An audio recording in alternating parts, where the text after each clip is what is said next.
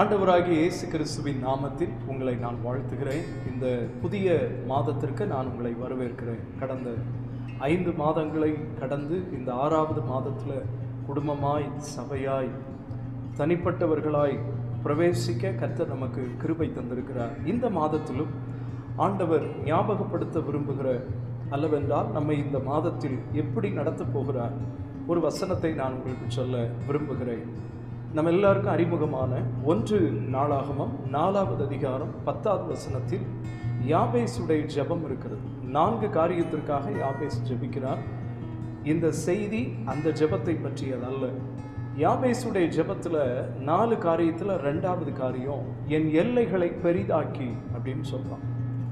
இந்த மாதத்தில் எல்லைகளை பெரிதாக்குகிற ஆண்டவராக வெளிப்பட போகிறார். பைபிளில் எல்லைகளை குறித்து ஆண்டவர் என்னவெல்லாம் வைத்திருக்கிறார் என்கிற 5 குறிப்புகளை நான் உங்களுக்கு வேகமாய் சொல்ல விரும்புகிறேன். ஸ்கிப் பண்ணாமல் நீங்கள் பாருங்கள், உங்களுக்கு புரியும். இந்த மாதத்தில் ஆண்டவர் உங்களுக்கு, உங்கள் குடும்பத்திற்கு, உங்களுடைய தொழில் என்றால் வேலைக்கு அடுத்த காரியத்தில் எல்லைகளை விஸ்தாரப்படுத்த போகிறார், பெரிதாக்க போகிறார். சமாதானத்தின் எல்லைகள், வருமானத்தின் எல்லைகள், நிம்மதியின் எல்லைகள், சுகத்தின் எல்லைகள், சொல்லிக்கொண்டே போகலாம். இவைகளை கர்த்தர் பெரிதாக்குவார் என்கிற விசுவாசத்தோடு இந்த 5 குறிப்புகளையும் நீங்கள் சற்று கவனிக்க நான் உங்களை அன்பாய் கேட்கிறேன். எல்லைகளை குறித்து பைபிளில் பலதரப்பட்ட இடங்களில் விஷயங்கள் சொல்லப்பட்டிருந்தாலும் முக்கியமாக 5 காரியங்களை நான் உங்களோடு பகிர்ந்து கொள்ள விரும்புகிறேன். 1, உபாகமம் 32:8 எல்லைகளை திட்டம் பண்ணுகிறார். ஆண்டவர் நல்லவர்.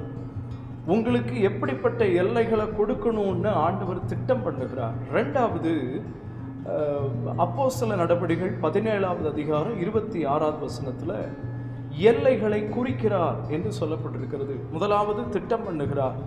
2வது தாம் திட்டம் பண்ணின உங்களுக்கு, உங்கள் குடும்பத்திற்கு, உங்களுடைய பொருளாதாரத்திற்கு என்று அவர் எப்படிப்பட்ட எல்லைகளை விஸ்தாரப்படுத்த வேண்டும் என்று திட்டம் பண்ணுகிறாரோ அந்த திட்டம் பண்ணினதை அவர் குறிக்கிறார். கர்த்தர் நல்லவர்.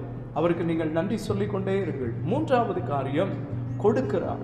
முதல்ல திட்டம் பண்ணுகிறார், எல்லைகளை குறிக்கிறார். 3வது உபாகமம் 11வது அதிகாரம் 24வது வசனத்தில் சொல்லப்பட்டபடி கால் மிதிக்கும் தேசத்தை கொடுக்கிறேன் அப்படின்னு சொல்றார். எல்லைகளை சொந்தமாக தருகிறேன் அப்படின்னு ஆண்டவர் சொல்றார். எல்லைகளை சொந்தமாக்கி கொள்ள, உரிமைப்படுத்தி கொள்ள நம்ம செய்ய வேண்டிய ஒரே ஒரு காரியம் மிதிச்சு போகணும், நடக்கணும், கிரியை செய்யணும், வேலை செய்யணும், ஆமென், உழைக்கணும், ஆமென், தேவனுடைய சமூகத்தில் காத்திருக்கணும், ஜெபிக்கணும், உபவாசிக்கணும், கர்த்தருடைய வாக்குத்தத்தத்தை பிடிச்சு ஜெபிக்கணும். இதெல்லாம் தான் ஸ்டெப் எடுத்து வைக்கிறது. கால் மிதிச்சு போகிற எல்லையை குறிச்சிட்டார். குறித்த உடனே நமக்கு கிடைச்சிருமா? ஆண்டவர் கொடுப்பேன்னு சொல்லிட்டு ஒரு காரியத்தை செய்ய சொல்கிறார். Go and possess the land. அதுதான் வாக்குத்தத்தம். போய் அந்த இடத்தை, நாட்டை சுதந்தரித்து கொள்ளுங்கள். போகிற, செய்கிற, செயல்பட வேண்டும் என்று ஆண்டவர் விரும்புகிறார். 4வது காரியம் அந்த எல்லைகளை கர்த்தர் சமாதானம் உள்ளவைகளாய் மாற்றுகிறார். 147வது சங்கீதம் 14வது வசனத்தில் நம்ம அதை பார்க்க முடியும்.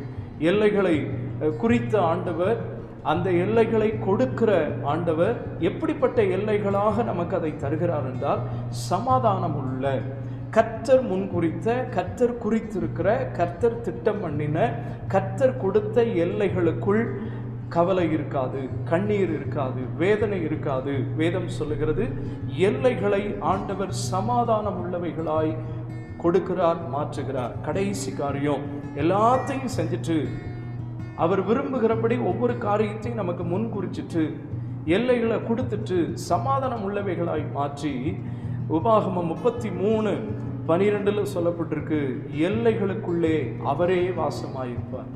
எல்லைக்குள்ள நம்ம இருக்கிறதுல பிரயோஜனம் இல்லை. நம்முடைய எல்லைக்குள், நம்முடைய வீடு என்கிற எல்லைக்குள், தொழிலுக்குள், வேலைக்குள், குடும்பத்திற்குள் அவர் வாசமாயிருந்தால் ஒரு பெரிய ஆசீர்வாதம். அன்பானவர்களே, எல்லைகளை திட்டம் பண்ணுகிறார், எல்லைகளை குறிக்கிறார், எல்லைகளை கொடுப்பேன்னு சொல்லிட்டு ஒரு காரியம் செய்ய சொல்றார். கால் மிதித்து, முயற்சி செய்து, நடந்து அப்படிங்கிற விஷயங்கள் எல்லாம் கிரியை செய்து, கிரியை இல்லாத விசுவாசம் செத்தது. 4வது குறிப்பு, அப்படியெல்லாம் நம்ம போய் சுதந்திரிக்கிற அந்த காரியங்களை கர்த்தர் சமாதானம் உள்ளவைகளாய் மாற்றி அவரே வாசம் பண்ணுகிறவராய் இருப்பார். எனவே காத்திருங்கள். இந்த மாதத்தில் உங்கள் எல்லைகளை விஸ்தாரப்படுத்துவேன், விஸ்தாரமாக்குவேன், பெரிதாக்குவேன் என்று சொன்ன தேவன் உண்மை உள்ளவர். இந்த வார்த்தைகளை இன்னும் தியானியுங்கள். இந்த வசனங்களை இன்னும் அதிகமாய் தியானித்து படித்து பார்ப்பீர்களானால் இன்னும் ஆண்டவர் கூடுதலாக உங்களோடு பேசுவார். உங்களுக்காக நான் ஜெபிக்கிறேன். பரிசுத்தமுள்ள எங்கள் நல்ல பிதாவே, அருமையான இந்த நல்ல வேளைக்காக நன்றி. இந்த புதிய மாதத்திற்காய் ஸ்தோத்திரம். இந்த ஜூன் மாதத்திற்காய் ஸ்தோத்திரம். இந்த 6வது மாதத்திற்காக உமக்கு நன்றி சொல்லுகிறோம்.